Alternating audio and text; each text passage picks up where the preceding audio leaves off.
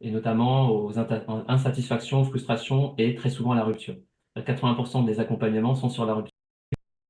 Généralement, les personnes à surmonter leur rupture, à faire un travail de reconstruction, à équilibrer leur vie. Et c'est vraiment un travail de développement personnel, parce que c'est un travail sur avec leur ex, mais moi, je ne propose pas de reconquête.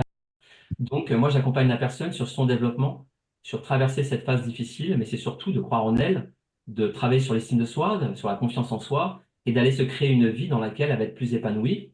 Et surtout, le but, ça va être d'identifier quelles ont été les problématiques qu'elle a connues dans sa relation, quels sont les impacts qu'elle a après la rupture, pour aller éviter de refaire les mêmes erreurs.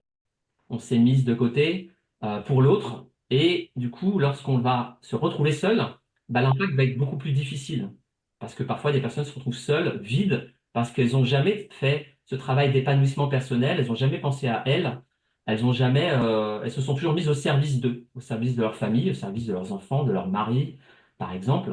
Et du coup, le travail, il est plus important que quelqu'un qui a une vie épanouie, qui a un job épanouissant, qui fait des choses à côté, qui a une passion, je sais pas, qui fait de la danse, qui fait de la musique, j'en sais rien. Le moment sera difficile à supporter, mais cette personne va supporter mieux parce qu'elle a un bien-être intérieur, parce que tout son bien-être n'était pas lié à son couple, hein, ou à sa famille. D'accord? Mm.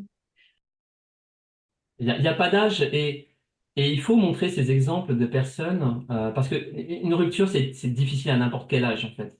Mais il faut montrer à ces personnes que c'est pas la fin de ta vie, en fait. J'aime pas le terme, il y a de l'espoir. J'aime pas le terme espoir, ça fait penser, voilà.